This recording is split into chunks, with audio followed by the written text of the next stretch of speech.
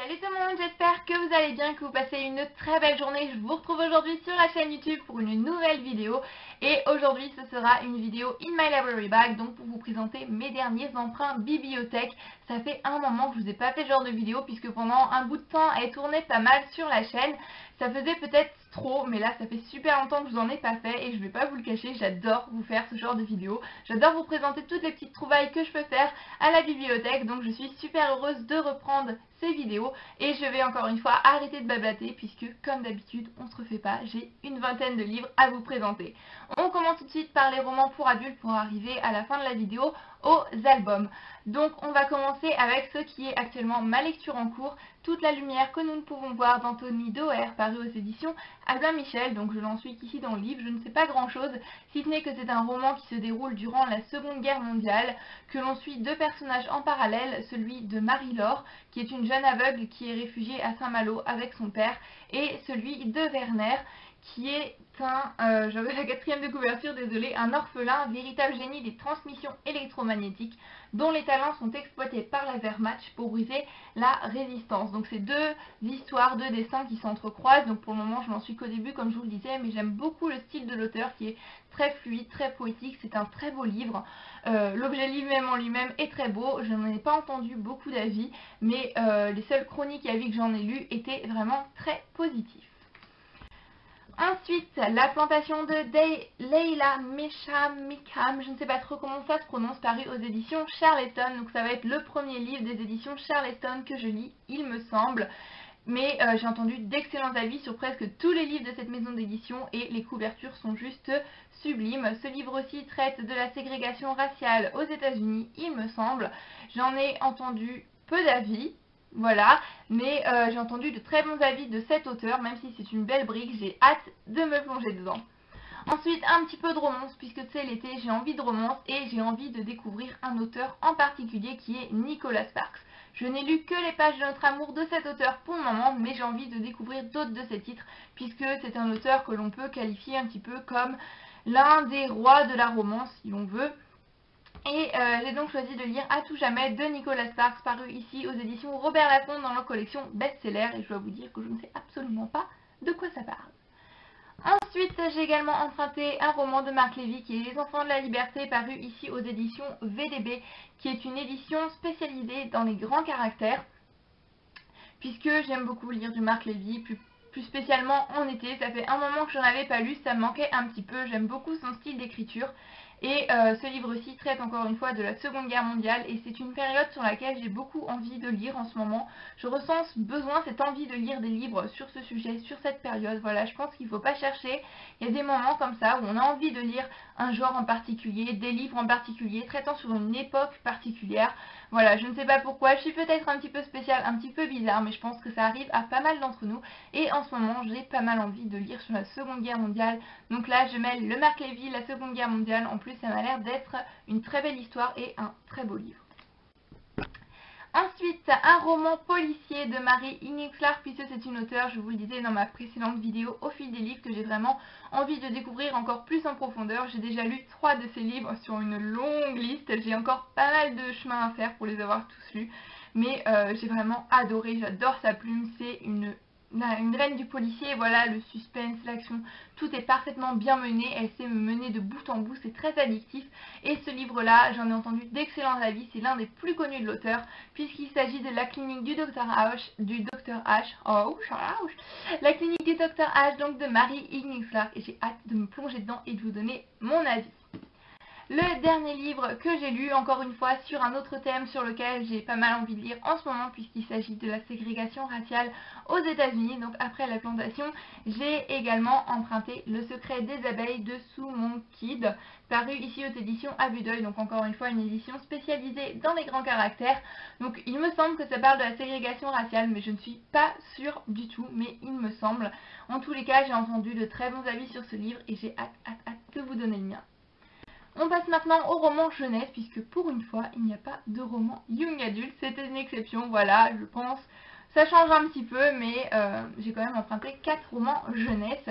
Et la plupart, ce sont parce que j'en ai entendu d'excellents avis, les 2 premiers en tout cas. Le premier, il s'agit d'un tome 1, La quête des Willan, d'un monde à l'autre de Pierre Bottero, paru ici aux éditions Rajo Poche, puisque je n'ai encore jamais lu de Pierre Bottero, je n'ai pas lu La quête des Willan, et j'entends tellement de bons avis sur cet auteur, tellement de bons avis sur cette saga, que je me suis dit, bon, c'est l'été, j'ai le temps, il faut absolument que je la commence, elle a l'air géniale. Je sais pas vraiment de quoi ça parle, mais je sais qu'elle est géniale, donc j'ai hâte de me plonger dedans encore une fois, et de vous donner mon avis sur cette saga. Ensuite, encore une fois, un premier tome, voilà, on ne se refait pas, j'aime beaucoup commencer les sagas, j'aime en terminer également, mais là, j'en commence plus que je n'en termine, puisqu'il s'agit de L'apprenti épouvanteur de Joseph Delaney, paru aux éditions Bayard Jeunesse, donc le premier tome de l'épouvanteur, encore une fois une série dont je pense tout le monde a entendu parler, j'en ai entendu vraiment d'excellentissime avis. C'est vrai, mais en grosse froussarde que je suis, je me suis dit non, c'est pas pour moi, mais je vois que d'autres grosses froussardes adorent ce livre, adorent cette saga. Donc je me suis dit, il est temps que je me plonge dedans. Ça va se lire assez rapidement, ça a l'air super prenant et j'ai hâte de me plonger dans cet univers, dans cette saga et de voir de quoi ça parle, de pouvoir dire voilà, j'ai commencé la saga de l'épouvanteur puisque j'ai envie depuis pas mal de temps mais je repousse, donc là j'espère la commencer. Ensuite, un livre dont je n'ai pas du tout entendu parler, mais qui m'a juste fait de l'œil. Voilà, il y a des livres comme ça, des fois, on ressent un petit peu comme une attirance vers eux. Encore une fois, c'est un premier tome de saga. En fait, en jeunesse, je n'ai emprunté que des premiers tomes de saga. Voilà, c'est pas très top, mais bon, c'est comme ça. C'est la saga Les Roses de Trianon. Et le premier tome, Roselyne, justicière de l'ombre. Donc c'est de Annie Jay et c'est paru aux éditions Bayard Jeunesse. Donc je ne sais pas vraiment de quoi ça parle encore une fois, mais je trouve la couverture juste magnifique et j'ai hâte de me plonger dans ce livre. Et le dernier livre, c'est encore une fois un premier tome, mais il y a je connais une petite fille, voilà, de 10 ans qui dévore cette saga, qui l'adore. Et c'est vrai que quand j'ai lu la 4e de couverture, maintenant ça remonte un petit peu plus loin dans ma tête, je me souviens m'être dit, waouh, c'est vrai qu'elle a l'air top cette saga. J'en ai jamais entendu parler, que ce soit sur Booktube, sur la blogo. Mais la dernière fois, je l'ai revu à la bibliothèque et j'ai dit, bon, voilà, il est temps que je me lance. Cette saga, il s'agit de Le mystérieux cercle Bénédicte, donc c'est de Trenton, je ne sais pas trop comment ça se prononce, Lee Stewart, et c'est aux éditions Bayard Jeunesse. Donc voilà, je vous en dis pas plus, mais j'ai hâte de vous en parler comme tous les livres que je vous présente.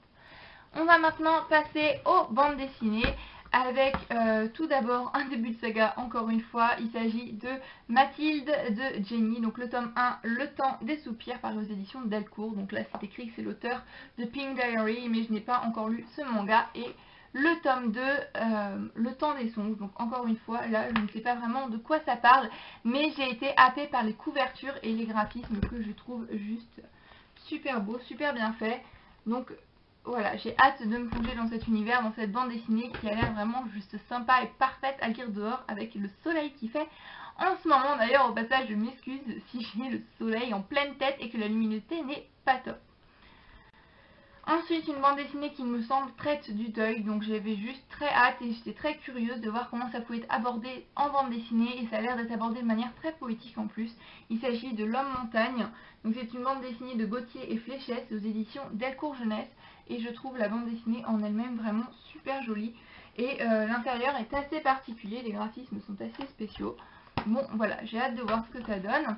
Ensuite, Ma vie à deux pour le meilleur et pour le pire, donc il me semble que c'est une bande dessinée sur le couple, donc ça a l'air assez frais, assez rafraîchissant, le genre de bande dessinée un petit peu, voilà, Margot Motin qui vient de blog, donc là c'est de Miss Bean, et voilà, j'ai vraiment hâte encore une fois ce genre de bande dessinée à vraiment lire dehors comme ça.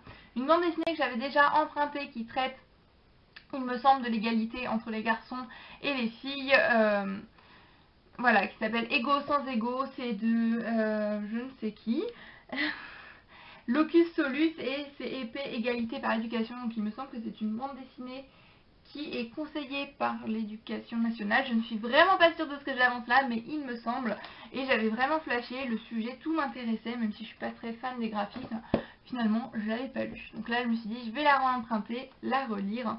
Et la dernière, c'est juste le titre. Encore une fois, je sais pas de quoi ça parle. Des fois, j'adore emprunter des livres.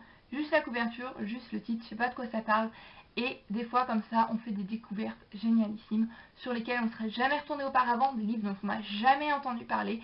Mais bon voilà, pourquoi pas commencer à en parler. Donc celle-ci, il s'agit de Il fera beau demain de François Duprat et c'est aux éditions Carabas. Je ne connais absolument pas cette maison d'édition. Et voilà, ça a l'air encore une fois assez sympa, assez drôle. Donc voilà, on va passer maintenant aux albums, donc la dernière partie de cette vidéo, comme je vous le disais. Donc on va commencer avec L'escargot qui n'aime pas la pluie de Elisabeth Duval et François Soutif. Donc c'est chez l'École des loisirs. Et voilà, j'ai juste lâché pour cette couverture et pour ce titre, c'est peut-être un petit peu ridicule, mais moi quand on me dit l'escargot qui n'aime pas la pluie, ses dessins, voilà, j'ai envie de savoir de quoi ça parle et je trouve, voilà, cet escargot juste trop drôle. Donc voilà. Ensuite, Le ballon de la paix, une histoire vraie, encore un livre qui traite de la guerre, mais même s'il me semble que c'est sur la Première Guerre mondiale. Donc c'est aux éditions Le Buveur d'encre, c'est de Géraldine Elschner et de Fabien Doulut.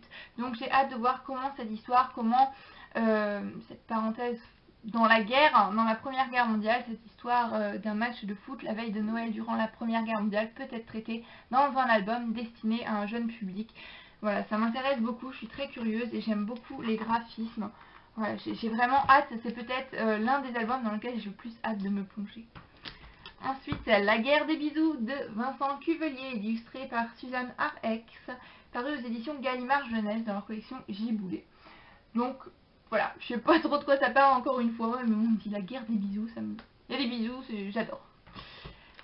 Ensuite, un livre que j'ai déjà lu, mais voilà, c'est mon illustrateur préféré de tous les temps, c'est Benjamin Lacombe et Sébastien Pérez, L'herbier des fées, il est juste magnifique.